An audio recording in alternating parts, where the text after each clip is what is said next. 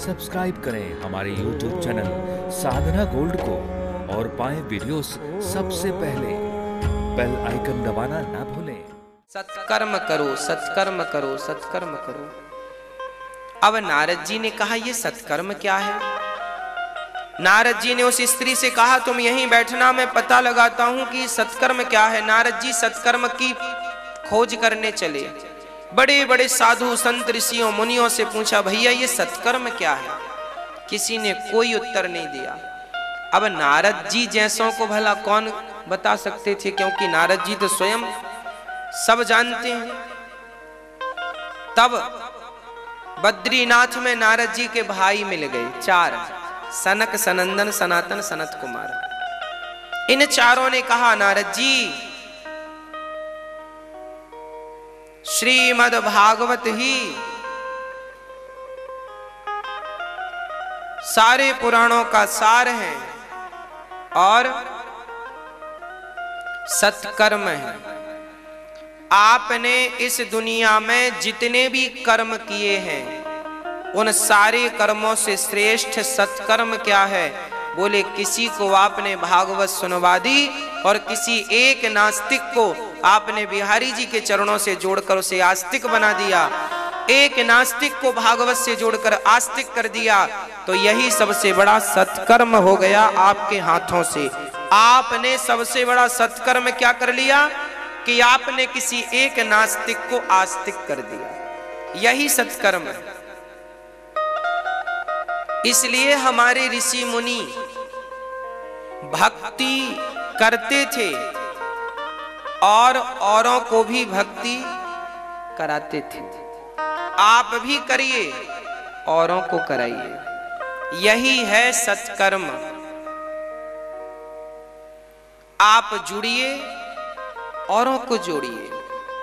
आप भी ये सत्कर्म कर सकते हैं। आप एक है ना, आप एक से अनेक क्यों नहीं कर सकते? यदि एक गाय से, कहते हैं ना, कई बार हम जाते हैं तो बहुत सारी गाय दिखती हैं गौशाला में, तो कहते हैं ये एक ही गाय की सारी गौशाला है। एक के फिर बछिया हुई, फिर उसके फिर बछिया हुई, फिर उसके फिर बछिया, पूरी गौशाला भर गई एक से। एक ही पिता से पूरा परिवार हरा भरा हो जाता है। यदि एक पिता से परिवार बढ़ जाता है, एक गाय से गौशाला बढ़ जाती है, तो क्यों ना आप एक सबको भक्ति देकर सबकी भक्ति बढ़ाएं। आओ भगवान से जोड़ने का काम करें। आओ भक्तों का परिवार बनाएं और सबको, उन नास्तिकों को भी जोड़ें जो बेचारे पड़े हैं, दर दर की ठोकर खा रहे हैं। हाथ जोड़ के कहिए शराबी से भैया कथा सुना करो। नास्तिक से कहो, एक बार कहो अपने पड़ोसी से भैया टीवी पर कथा आ रही है, एक बार चलो तुम सुन लो, कह तो दो। यदि उसने सुन लिया, आपके माध्यम से किसी एक व्यक्ति ने कथा सुन लिया और वो भगवान के चरणों में अनुराग उसका हो गया, तो उसका पुण्य जीवन भर आपके खाते पे जाएगा। इसलिए सबसे बड़ा पुण्य, सबसे बड़ा सत्कर्म क्या है?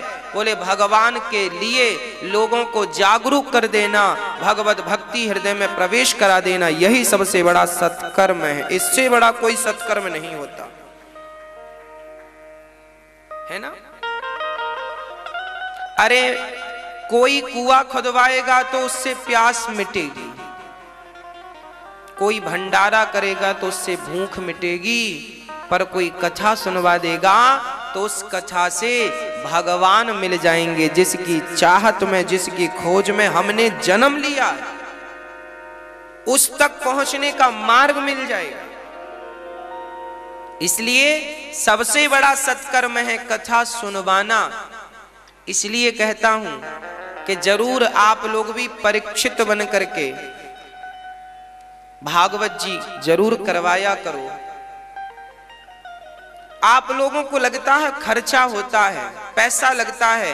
अरे भाई पैसे बहुत नहीं लगते कि अब तुम्हारी पूरी जमीन जायदाद बिक जाएगी, इतना भी नहीं लगता।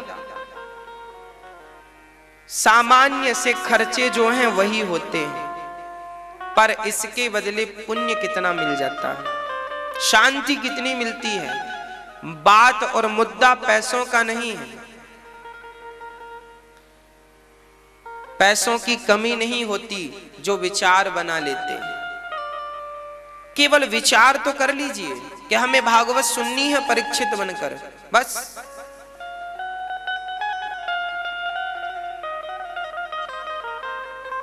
लोग डरते रहते हैं, बहुत पैसा कमाते हैं, कमी कुछ नहीं है, फिर भी डर लगता है खर्चे ना हो जाएं, खर्चे ना हो जाएं, खर्चे। तो बांध कर ले जाना फिर तुम। पैसा काय के लिए होता है?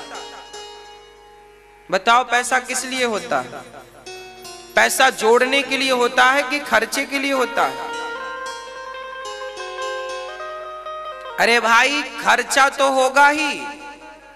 यदि कथा में खर्चा नहीं होगा तो कहीं और हो जाएगा। आपके घर में 10 लाख रुपए रखे हैं, आपने कथा के लिए रखे हैं। यदि कथा नहीं सुनेंगे, दान पुण्य नहीं करेंगे, तो वो 10 लाख खर्च हो जाएंगे।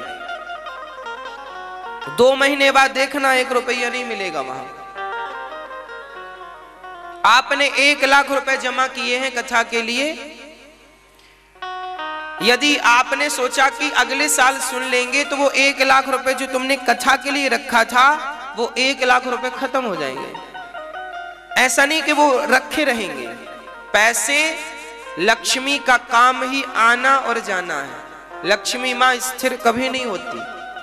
और सच ये भी है कि लक्ष्मी माता स्थिर हो जाएंगी तो भी काम नहीं बनेगा। लक्ष्मी माँ चलती रहती हैं तो ज्यादा अच्छा रहता है। आदान प्रदान होता रहे, लेना देना, लेना देना। तो आपने जीवन में इतना पैसा कमाया है, कभी भगवान के लिए निकालने का अवसर आए तो पीछे बिल्कुल ना हटा करो। ये तो सौभाग्य है।